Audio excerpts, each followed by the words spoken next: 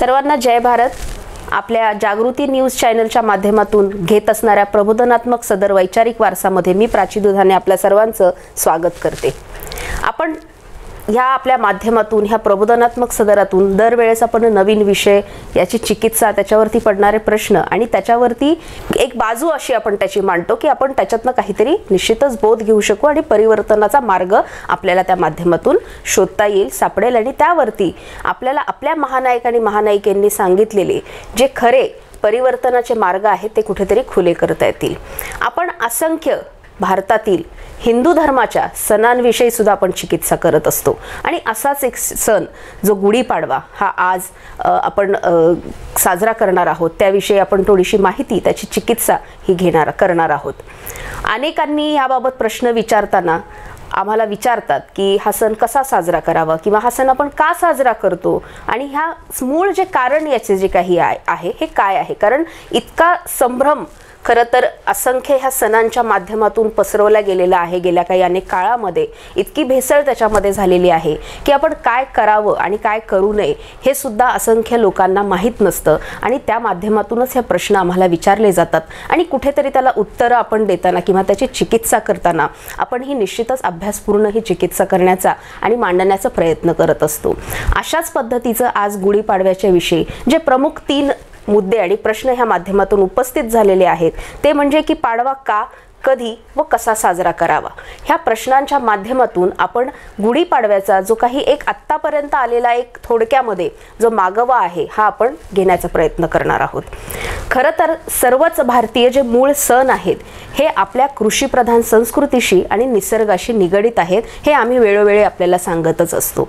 तसाच हा गुढीपाडव्याचा सण देखील आपल्या कृषी संस्कृतीशी असेल, निसर्गामध्ये होणारे बदल असतील, या सगळ्या गोष्टींवरती अवलंबून आणि त्या माध्यमातूनच या निसर्गाप्रती आपली कृतज्ञता व्यक्त करण्याचं एक आनंद उत्सव सण म्हणून साजरा करण्याचं हा गुढीपाडवा हा एक सण। खरं तर गुढीपाडवा हा मराठी किंवा भारतीयांच्या एक संस्कृतीप्रमाणे नवीन वर्षाचं आगमन म्हणून त्याकडे पाहिलं जातं, म्हणून सुद्धा हा गुढीपाडवा एक नवीन वर्षाची सुरुवात म्हणून आपल्याकडे साजरा करताना आपल्याला दिसतो। पण खरं तर आपण पाहिलं तर हा नवीन वर्ष किंवा ह्या निसर्गामध्ये होणारे जे बदल आहेत हे कुठल्या प्रकारचे आणि पद्धतीचे आहेत, कारण काही महिन्यांनंतर निसर्गामध्ये प्रचंड बदल होत असतो। आपण पाहतो उन्हाळा असेल, हिवाळा असेल, पावसाळा असेल, हे असे ऋतू येत असतात आणि प्रत्येक ऋतूच्या, प्रत्येक ह्या हवामानाच्या आणि निसर्गामध्ये बदल होण्याच्या आपण मध्ये हे सगळे सण कुठेतरी साजरे केलेले आपल्याला दिसतात। असाच हा गुढीपाडवा सण हा चैत्र महिन्याच्या सुरुवातीला आपल्याला आलेला दिसतो। चैत्र महिन्यामध्ये वसंत ऋतू याची सुरुवात होत असते आणि वसंत ऋतू म्हणजे आधीचा जो शिशिर ऋतू असतो यामध्ये एक पानगळ आपण अनुभवत असतो। प्रत्येक आपल्या आजूबाजूची जी झाडं असतात याची ही पानं आपल्याला ही गळताना दिसतात आणि ह्या चैत्र महिन्यामध्ये येणाऱ्या वसंत ऋतूपासून आपल्याला ही पानगळ जी झालेली असते त्या झाडांना आपल्याला पुन्हा एकदा कुठेतरी पालवी फुटलेली दिसते। म्हणजे एक नवजीवनाचे हे संकेत आपल्याला निसर्ग देत असतो आणि या निसर्गाच्याच माध्यमातून अनेक बोधही आपण घेत असतो। बरेचशी जी काही झाडं आहेत, फुलं आहेत, ही नव्याने फुलताना आपल्याला दिसतात। आंब्यासारखं एक जे फळ आपल्याकडे फार महत्त्व त्याला आहे, ह्या फळ सुद्धा ह्या दिवसांमध्ये आपल्याला आलेलं दिसतं आणि गुढीपाडव्याच्या निमित्ताने ते सुद्धा कुठेतरी आहारामध्ये त्याचा समावेश आपल्याला करताना आपण दिसतो। तसंच उष्णता जी असते ही वातावरणामध्ये फार मोठ्या प्रमाणात असते आणि ती कुठेतरी शमण्यासाठी आपल्याकडे कडुलिंबाचा देखील वापर करताना आपल्याला दिसून येतं। ह्या सगळ्या माध्यमातून आपण जेव्हा पाहतो तर हे मानवाला निसर्ग हा कुठेतरी एक प्रेरणा देत असतो, एक आनंद ह्या जीवनामध्ये मानवाच्या किंवा सर्वच सजीवांच्या तो घेऊन येत असतो आणि ह्याच माध्यमातून या निसर्गाप्रती कृतज्ञता व्यक्त करण्यासाठी आपण हा एक सण म्हणून आपण असंख्य वर्षांपासून साजरा करत असताना आपल्याला दिसत आहे। हे सगळं होत असताना, हे करताना निसर्गाचा ऱ्यास करून आपल्याला निसर्गाचं पूजन निश्चितच अपेक्षित नाही। आपण कृषक आहोत, कृषी संस्कृती ही आपली मूळ संस्कृती आणि परंपरा आहे आणि त्याला अनुसरून आणि धरूनच खरं तर आपले हे सण आपण साजरं करणं अपेक्षित आहे। येणाऱ्या काळाच्या ओघामध्ये ज्या काही घटना घडल्या, ह्या घटना सुद्धा ह्या काही काळामध्ये घडलेल्या आपल्याला दिसतात आणि ह्या घटना काळ आणि वेळ याप्रमाणे कुठेतरी या सणांवरती सुद्धा आपल्याला लादलेल्या दिसतात आणि हे जी भेसळ ही जी आहे आपण जी म्हणतो, तर ही या सणांच्या माध्यमातून आपण कितपत खरं तर ती पुढे घेऊन गेली पाहिजे किंवा आपण तिचं अवलंबन केलं पाहिजे हे पूर्णतः आपल्यावरती अवलंबून असतं. गुढीपाडवा हा सण का साजरा केला जातो याचे बरेचसे आपल्याला काही कथा आहेत आणि काही आख्यायिका आपल्याला पुराण आणि पोथ्या यांच्यामध्ये दिसून येतात. तर काही जी नोंद आहे त्याची तर ती मी इथे आपल्याला सांगणार आहे की हा का साजरा केला जातो असं सांगितलं जातं. ब्रह्मपुराणामध्ये या दिवशी ब्रह्मदेवाने सृष्टी निर्माण केली अशी नोंद केलेली आहे आणि म्हणून हा गुढीपाडवा साजरा केला जातो असं देखील सांगितलं जातं. रावणाचा वध करून राम अयोध्येला परत येतो, त्याचा वनवास संपून, म्हणून अयोध्यावासियांनी हा सण नवीन वर्षाप्रमाणे आनंद उत्सव म्हणून साजरा केला आणि त्या दिवशी गुढी उभारली, म्हणून देखील हा सण किंवा हा दिवस गुढीपाडवा म्हणून साजरा करण्यात येतो. त्याचप्रमाणे रामाच्याच बाबतीत आणखीन एक नोंद अशी आहे की या दिवशी रामाने बलीचा वध केला होता अशी ती घटना नोंद पोथीमध्ये आहे, पुराणांमध्ये आहे, म्हणून हा दिवस पाडवा म्हणून साजरा करण्यात येतो. या दिवशी पंचांगाचे नव्याने वाचन केलं जातं आणि सरस्वतीचं पूजन केलं जातं, म्हणून देखील पाडवा साजरा केला जातो.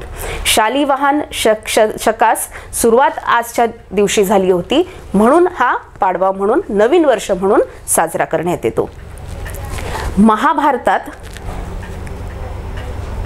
इंद्राची एक वेगळीच आपल्याला कथा या माध्यमातून देखील दिसते. म्हणजे अशा ह्या असंख्य ह्याच नाहीत तर आणखीन बऱ्याचशा आख्यायिका आहेत, काही कथा आहेत. या माध्यमातून हा जो दिवस आजचा आहे हा गुढीपाडवा म्हणून किंवा नवीन वर्ष म्हणून का साजरा करण्यात येतो हे आपल्याला भेसळ जी मी म्हटले ह्या माध्यमातून ती आपल्याला ओळख त्याची अशी निर्माण करून दिलेली आहे. आणि ही ओळख जी आहे ही खरं तर आपले मूळ सण म्हणजे आपण निसर्ग पूजा आणि निसर्ग पूजक किंवा कृषक आपण जेव्हा म्हणतो ती एक वेगळी पूजा असते आणि ही याच्यामध्ये आणलेली किंवा केलेली ही जी मांडणी आहे ही एका वेगळ्या पद्धतीने आपल्यापर्यंत येते आणि हे महत्त्व ह्या दिवसाचं दाखवलेलं जातं आणि हे महत्त्व धरून आपण हा सण साजरा केला जावा असं आपल्या माथी ह्या पोथी आणि पुराणांच्या माध्यमातून मारण्यात येतं. खरं तर हे सगळं सांगण्याचं इथे महत्त्वाचं एवढंच आहे की ह्या कुठल्याही अनावश्यक बाबी असतील, हे पोथी पुराणं असतील, ही मी तरी मानत नाही आणि कुठल्याच बहुजनांनी मानावी नाही हे आपण आपल्या ह्या माध्यमातून आपल्यापर्यंत सांगण्याचा प्रयत्न करत असतो. ते आपण करतो किंवा नाही करतो हा पूर्णपणे खरं तर भाग आपला प्रेक्षकांचा आहे हे आम्ही हे देखील नेहमी सांगत असतो. पण ह्या कुठल्याच गोष्टी खरं तर यामध्ये समाविष्ट नसून ह्या अनावश्यक बाबी आहेत. ह्या बहुजनांच्या माथी मारण्याचं सनातनी ब्राह्मणांच्या माध्यमातून केलेलं फार मोठं कारस्थान आणि कार्य आहे आणि असेच हे जे सण आणि जे काही उत्सव बहुजनांचे मूळ भारताचे सण आहेत त्यावरती कुठेतरी आक्रमण केलेलं आपल्याला दिसतं. खरं तर गुढी म्हणजे काय तर गुढी म्हणजे पताका किंवा झेंडा आपण ज्याला म्हणतो. छत्रपती शिवाजी महाराजांचा इतिहास जर आपण पाहिला तर त्या इतिहासामध्ये आज जी आपण गुढी उभारतो अशा पद्धतीची गुढी उभारलेली आपल्याला कुठेही उल्लेख दिसत नाही. मग त्यांनी गुढी उभारली होती जेव्हा आपल्याला हे इतिहासातून सांगितलं जातं तर ती गुढी म्हणजे पताका किंवा झेंड्याच्या स्वरूपात होती आणि छत्रपती शिवाजी महाराजांनी जो स्वराज्याचा झेंडा किंवा ध्वज त्यांनी जो निवडला होता हा आपल्या वारकरी संप्रदायाशी आणि ह्या भागवत धर्माशी निगडित असणारा तो भगवा झेंडा होता आणि त्याचा खरं तर कुठल्या जाती धर्माशी त्याचा संबंध नव्हता. पण स्वराज्याची पताका किंवा गुढी उभारण्याचा अर्थ हाच होता की हा भगवा जो भागवत धर्माचा किंवा सांप्रदायिक जी आपली भागवत धर्माची आहे त्याचा हा कुठेतरी एक पताका ती आपण उंचावत आहे हा त्याच्या अर्थ त्याच्या मागचा होता. आणि आपल्याला सांगण्यात येतं की शिवाजी महाराजांनी सुद्धा गुढी उभारली होती पण हे गुढीचं स्वरूप काळानुसार कुठेतरी पुढे बदलत गेलं. याच्यामध्ये जो संभ्रम आणि एक सगळ्यात मोठा प्रश्न जो आज आपल्याला समाजामध्ये उभा राहिलेला दिसतो आणि तो म्हणजे छत्रपती संभाजी महाराज यांचा जो काही यांच्या बाबतीत जी काही घटना घडली होती त्यांचा जो मृत्यू झाला होता त्यांना छळ करून जे त्यांना मारण्यात आलं होतं त्याच्याशी सुद्धा संबंधित ही घटना असल्याचं आज समाजामध्ये आपण अनेक जण आपल्याला सांगताना किंवा आमच्या माध्यमातून देखील आम्ही आपल्याला सांगितलेलं आहे की ही गुढीपाडव्याची जी घटना आहे किंवा जी गुढी उभारण्याची जी पद्धत ही नवीन सुरू झाली ही कुठेतरी या घटनेला अनुसरून निश्चितच आहे. जी पताका किंवा जी गुढी आपण उभारायचो जर ही झेंड्याच्या ध्वजाच्या स्वरूपात होती तर तिचं रूपांतर एका काठीला साडी गुंडाळणं किंवा जो काही तांब्या आहे हा उपडा म्हणजे उलटा ठेवण्याचं त्याला हार घालणं किंवा त्याला कडुलिंबाचा पाला लावणं हे सगळ्या ज्या ह्या बाबती आपल्याला दिसतात ह्या कुठेतरी विचित्र आणि चुकीचा समज पसरवण्याच्या माध्यमातून आपल्याला झालेल्या दिसतात. बांबू, आता हे सामग्री जे आपण खरं तर ही जर पाहिली तर ही सामग्री एखाद्या व्यक्तीचा मृत्यू झाल्यानंतर जेव्हा ह्या मृत्यूशय्येवर असलेल्या व्यक्तीला जे सगळं काही सामग्री ही लागते ही ती सामग्री असल्याची आपल्याला दिसते. हिंदू धर्माचा जर आपण विचार केला, हिंदू धर्माचा हा प्रमुख सण आहे, आपण म्हणतो 3.5 मुहूर्तांपैकी हा एक मोठा मुहूर्त आहे. नवीन वर्षाची सुरुवात आपण म्हणतो की ही या दिवशी होत असते. मग असं असताना जेव्हा कुठली वस्तू कुठे ठेवावी, कशी असावी याचं जर देखील हिंदू धर्मामध्ये एक वेगळं शास्त्र असेल तर हा चुकीचा नियम बदलून हा तांब्या किंवा जे काही भांडा पेला जे काही आपण ठेवतो हा उपडा ठेवण्याचं किंवा या अशा चुकीच्या पद्धतीने ही गुढी उभारण्याचं का याच्यामध्ये खरं तर हा घाट घातण्यात आला आहे, हा सगळ्यात महत्त्वाचा प्रमुख प्रश्न इथे उभा राहतो. म्हणजे आपण कुठलीही पद्धत यांच्या सोयीनुसार केली तर ती चालते, पण आपण जर त्याच्यावरती प्रश्न विचारायचा म्हटला तर ती चुकीची बाब ठरते. आणि हेच गोष्ट ह्या माध्यमातून खरं तर आपण समोर आणली पाहिजे आणि त्याचा देखील विचार आपण प्रत्येकानं करणं गरजेचं आहे. आणि या छत्रपती संभाजी महाराजांना जे मारलं त्या घटनेनंतर जी विभत्सपणाने जी मिरवणूक त्यांची जी काढण्यात आली होती किंवा त्यांचं शिर शरीरापासून वेगळं केलं होतं आणि ते भाल्यावरती ते शिर जे खरं तर लावून ते मिरवणूक त्याची काढण्यात आली होती. आणि या कुठेतरी या माध्यमातून हे प्रतिकात्मक गुढी उभारण्याचा जो घाट घालण्यात आला होता हा त्याला संदर्भ हा कुठेतरी जोडून आहे. या बाबतीचे पुरावे मागितले जातात. पण आपण इतिहासाचा आत्ता जो विचार केला, छत्रपती शिवाजी महाराजांच्या ज्या इतिहासाचा जो कालखंड होता त्यावेळेस अशी खरं तर गुढी कुठेच उभारलेल्या आपल्याला नोंद नाही. आणि त्याही पूर्वीचा आपण जर काळ पाहिला तर अशी गुढी उभारलेला कुठेही आपल्याला संदर्भ दिसत नाही. मग काळानुसार कुठल्या तरी घटनेला एक वेगळं स्वरूप द्यायचं, एक वेगळं वळण त्याला निर्माण करायचं म्हणून ही अशा प्रकारची गुढी उभारण्याचा जो काही सनातनी ब्राह्मणांच्या माध्यमातून घाट घातला होता ही तीच गुढी आहे का, हा देखील बहुजनांच्या मनामध्ये प्रश्न निर्माण होतो. आणि जर हे असं असेल तर हे निश्चितच छत्रपती संभाजीराजे यांनी आपलं जे बलिदान दिलं याला कुठेतरी एक भावना दुखवणारं आहे. आणि त्यांच्या बलिदानाला, त्यांच्या संपूर्ण त्यांच्या जीवनामध्ये जे कार्य त्यांनी रयतेसाठी केलं त्याला मलिन करण्याचं हे कार्य निश्चितच आहे. पण या घटनेनंतर आपण गुढीपाडवा साजरा करावा का, किंवा जे काही आपण ह्या पाडव्याच्या निमित्ताने गोडधोड आपण जे करतो ते करावं का, हे असे देखील प्रश्न आपल्याला उपस्थित होताना दिसतात. मी मागच्या देखील वर्षीच्या व्हिडिओमध्ये असेल किंवा असंख्य ह्या सणांच्या माध्यमातून जे आपण व्हिडिओ करतो त्यामध्ये हेच सांगत असते की काळ बदलतो तशा घटना बदलत असतात. गुढीपाडव्याचं प्रमुख स्वरूप जे आहे हे निसर्गाप्रती आपण कृतज्ञ असणं आहे. एक सजीवांसाठी, मानवांसाठी असलेला हा आनंद उत्सवाचा सण आहे. कारण निसर्ग आपल्याला काहीतरी यामध्ये शिकवत असतो, तो आपल्याला देत असतो आणि त्याच्याप्रती आपण कृतज्ञ राहावं म्हणून खरं तर हे सण असतात. आणि काळाच्या ओघामध्ये ह्या अशा घटना घडतात. ह्या सणांवरती त्याचं एक सावट कुठेतरी उभं केलं जातं आणि ही भ्रमित अवस्था समाजातील असंख्य घटकांची, लोकांची होताना आपल्याला दिसते. पण एक आपण लक्षात घेतलं पाहिजे की छत्रपती संभाजी महाराज जे आहे त्यांना ज्या दिवशी मारलं, खरं तर तो गुढीपाडव्याचा दिवस नव्हता, त्याच्या आधीचा हा काही दिवसांचा काळ होता. कारण मार्च, आपण जर तारीख पाहिली तर मार्च महिन्यामध्ये छत्रपती संभाजी महाराजांना मारलेली तारीख येते आणि हा नंतरचा हा तिथीनुसार खरं तर पाडवा साजरा केला जातो. काही काळ याच्यामध्ये निश्चितच गेलेला आहे. त्याच्यामुळे त्याच दिवशी छत्रपती संभाजीराजेंना मारलं होतं आणि म्हणून लगेच ही गुढी उभारली असा सुद्धा त्याचा विचार किंवा विषय होत नाही. पण प्रतिकात्मक ही गुढी निश्चितच त्याचं प्रतीक असू शकते. हा फार महत्त्वाचा याच्यामध्ये भाग आहे.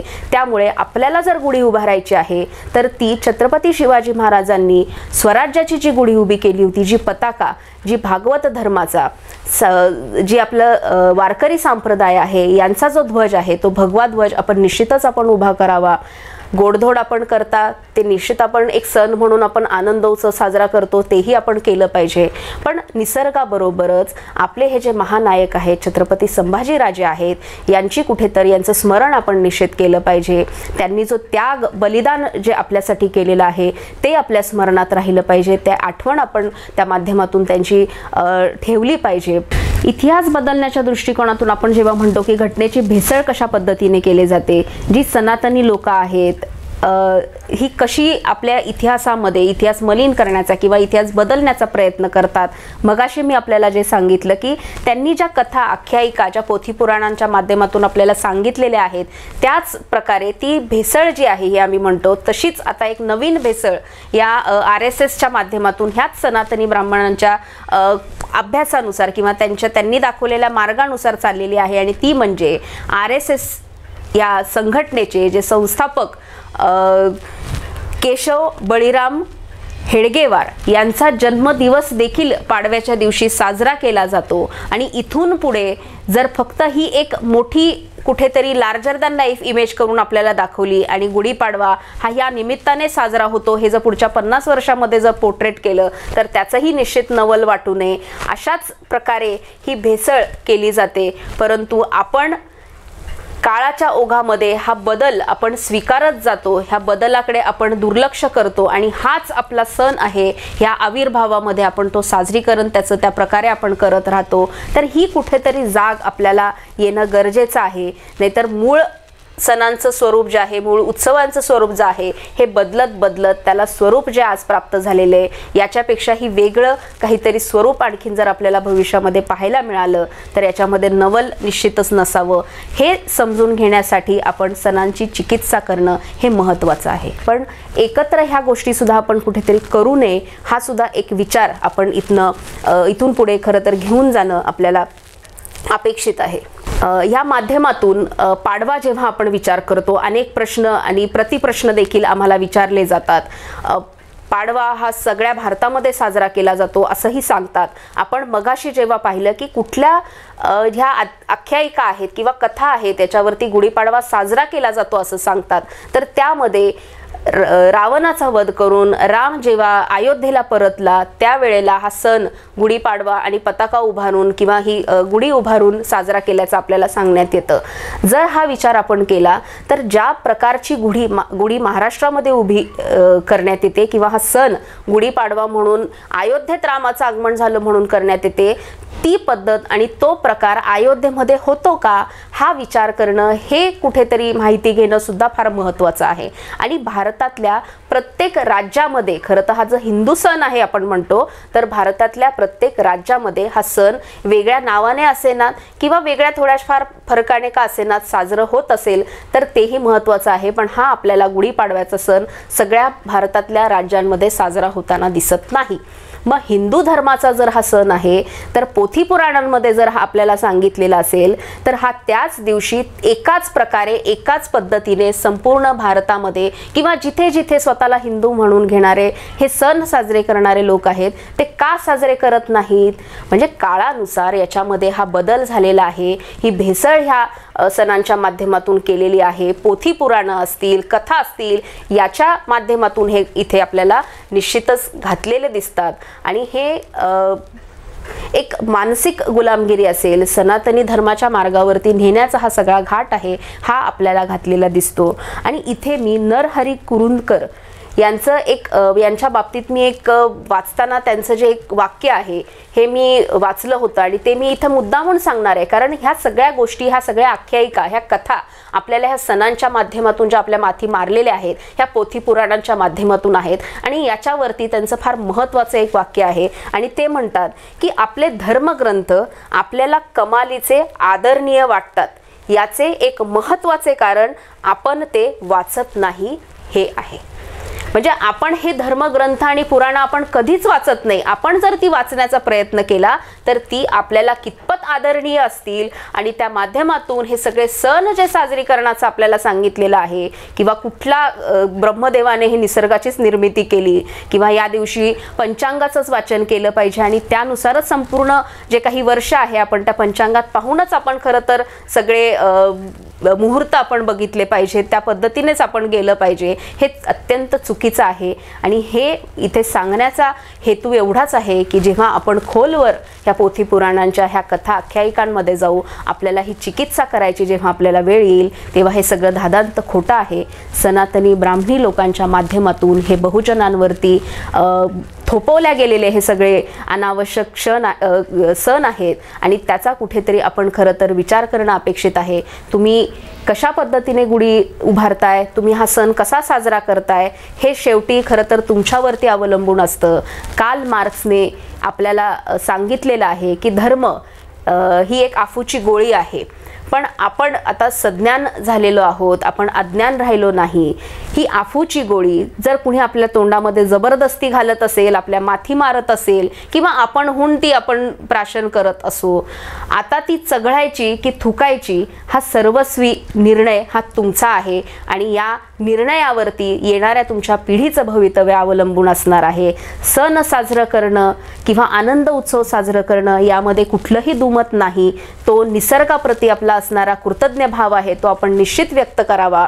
पण जर अशा प्रकारचे जर आपल्याला कारण देऊन तो सण तुम्ही ह्याच मुहूर्तावरती असाच साजरा केला पाहिजे, तुम्ही त्याला हे असं स्वरूप त्याला तुम्ही दिलं पाहिजे आणि कुठेतरी आपली जी काही संस्कृती आहे ही अशा पद्धतीने तिचा जी परंपरा ही चुकीची जर चालू ठेवली तर निश्चितच यातून परिवर्तनाच्या वाटा बंद होणार आहेत आणि त्या जर बंद होऊ नयेत, जर प्रगती समाजाची व्हावी अशी जर आपली अपेक्षा असेल तर आपल्याला ह्या सणांची चिकित्सा करणं आणि ती चिकित्सा करून पुरोगामी किंवा परिवर्तनवादी विचारांनी त्याचं साजरीकरण असेल ते करणं निश्चितच अपेक्षित आहे. आणि ह्या आजच्या गुढीपाडव्या ह्या सणाच्या निमित्तानं हेच आमचं सांगणं असेल की या पसरलेल्या ह्या ज्या बौद्धिक किंवा आपण म्हणतो की एक बुद्धीवरती असणारा जो पडदा आहे, जो गुलाम म्हणून हजारो वर्ष बहुजनांना या पोथी पुराणांच्या माध्यमातून ह्या खड्ड्यामध्ये ढकलल्या गेलेला आहे, त्याचा अभ्यास कुठेतरी करा. तुम्ही वाचा, त्याच्यामुळे तुम्हाला समजेल की याच्यातलं किती आपल्यासाठी आहे आणि किती अनावश्यक आहे. आणि जेव्हा हे आपल्याला समजेल त्या दिवशी निश्चितच आपण आपल्या ह्या मूळ भारतातल्या सणांकडे बघण्याचा जो तुमचा दृष्टिकोन आहे हा बदलेल आणि ते त्या पद्धतीने आपण निश्चितच साजरं करताल. आम्ही आपला एक प्रयत्न आपल्यासमोर नेहमी मांडत असतो आणि या बाबतीत आपल्याकडेही आणखीन काही माहिती असेल किंवा आपल्यालाही काही सांगायचं असेल तर नेहमीप्रमाणे ती आपण आम्हाला कमेंट करून सांगू शकता किंवा आम्हाला तुम्ही निश्चित संपर्क साधू शकता. आणि या माध्यमातून आपल्या सर्वांना एक वैचारिक आणि परिवर्तनवादी जी गुढी आहे किंवा नवीन वर्ष आपण त्याला म्हणूयात, त्या सर्वांचं स्वागत आपण करूयात. आणि आज हा विषय घेऊन मी इथंच थांबते. आपल्या सर्वांचे मनापासून आभार. जय भारत.